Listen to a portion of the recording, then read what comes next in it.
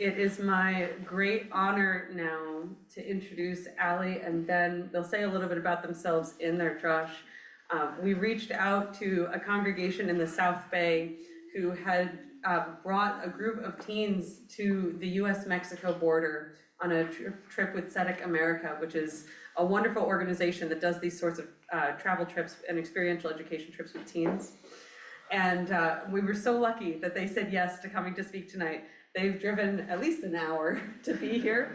And so I'd like to warmly welcome them to Tikvah and up to the Bima to share their reflections on Parshat Truma and their trip.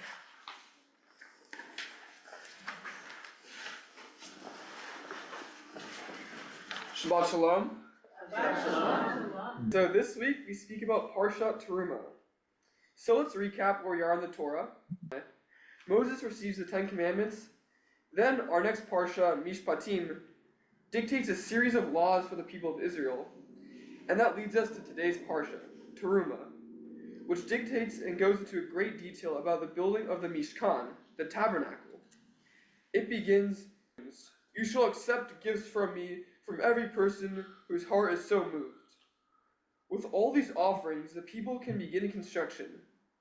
This Parsha also includes the famous line, "Ve'asu li mikdash v'shahanti betohem," or in English, "Make for me a sanctuary, and I will dwell among them." You may be wondering, who are we and why are we here?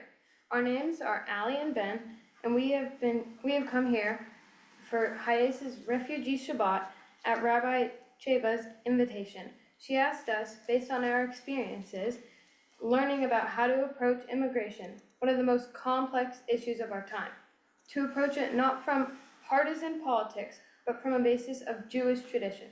Specifically, last month we traveled to the U.S. border with Mexico and Arizona, where, with the support of our rabbi, we spoke with immigrants, lawmakers, border patrol officers, and basically everyone we could to learn about the many, many aspects of a paralyzing political, humanitarian, and polarizing situation here in America. What does it actually mean to approach an issue from a Jewish tradition?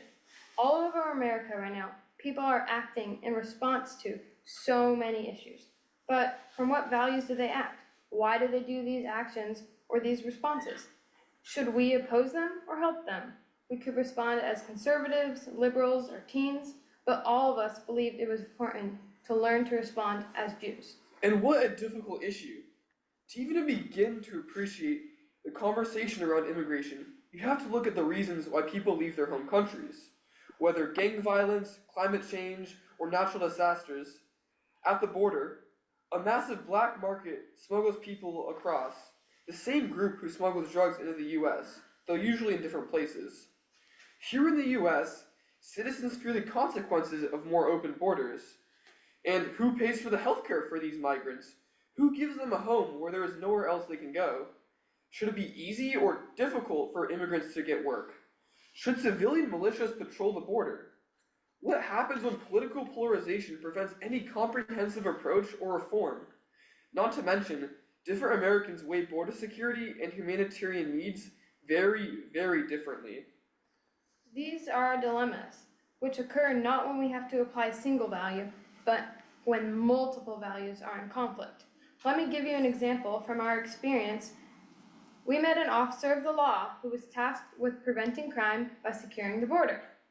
We met with an expert on policy who pointed out that many of those arriving are in desperate need and risk death in their country of origin. Who is more right? Who needs our support? What Jewish values do you guys think are in play here? Share your answers. You can raise your hand. Anyone? Any ideas?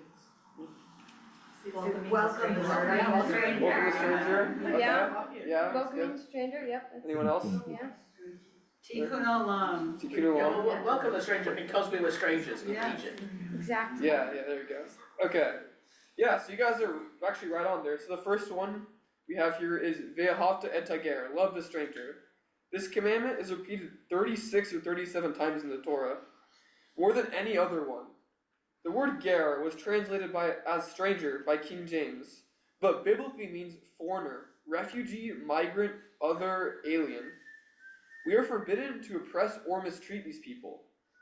Next, Mesira, is the prohibition on handing an innocent person to the authorities.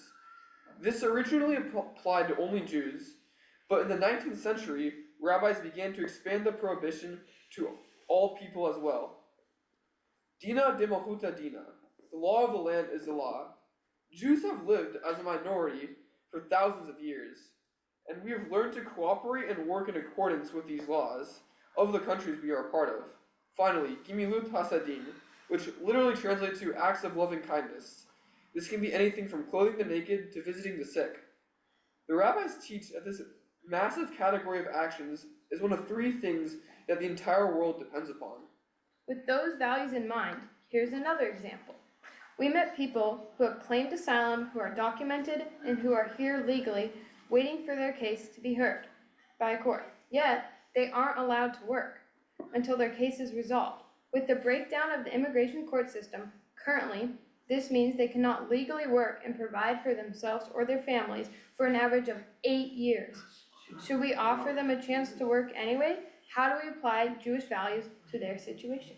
Because we need to prioritize them to get work and prioritize them to live with dignity no matter the law. But what about Dina de Malchut Dina? The law of the land is the law. When we offer an individual like this work, we are directly breaking the law of our land. So how do we prioritize or rank these competing values? One answer that helps us prioritize competing Jewish values comes from this week's Parshat. Because what is the first thing Israeli refugees do after fleeing Egypt? Ve'asu li mikadesh. They make a sanctuary. But this doesn't just happen. It takes two things: effort, as evidenced from the line describing how a sanctuary is made, bring truma, offerings, and intention, which is evidence from the line describing why they do it. Everyone whose heart is so moved. There are many different sanctuaries we make. Physical spaces, the literal meaning of this parsha. Or perhaps we create sanctuaries in time, moments of restoration.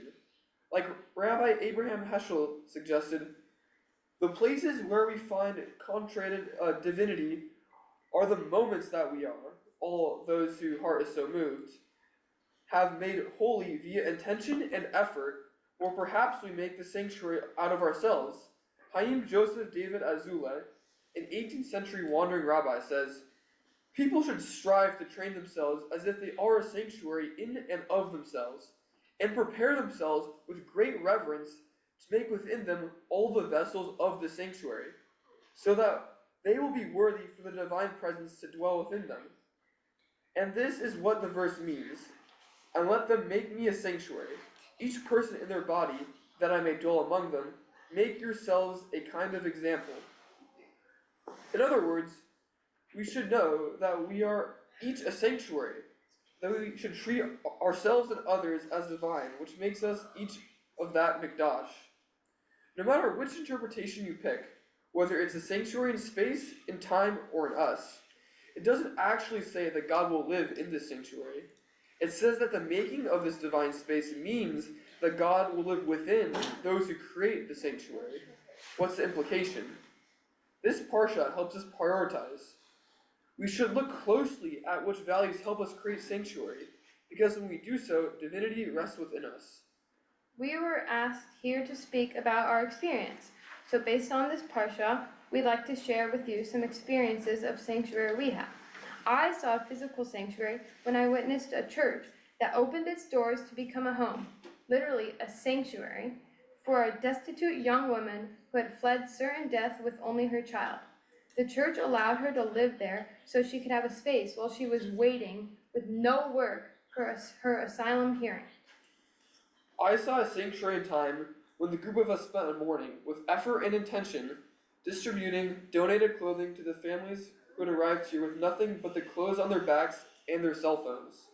In one moment I still think about, with my broken Spanish, I handed clothing to a mother and her children from Central America, headed to Minnesota, with no idea what the weather would be like there. I saw people make themselves into a sanctuary when I witnessed conservative Christians leaving water in the desert for migrants trying to avoid border patrol. I do not agree with the government, but leaving the people to die in the desert is not an immigration policy.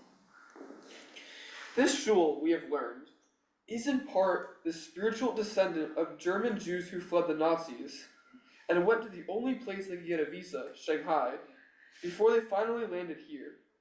And so, we are here this evening to share our own understanding of Mikdash, sanctuary, and how we witness some of the same experiences playing out again today in Arizona. What does a Jew do? What should a Jew do? This isn't a clear question. There are multiple values in play.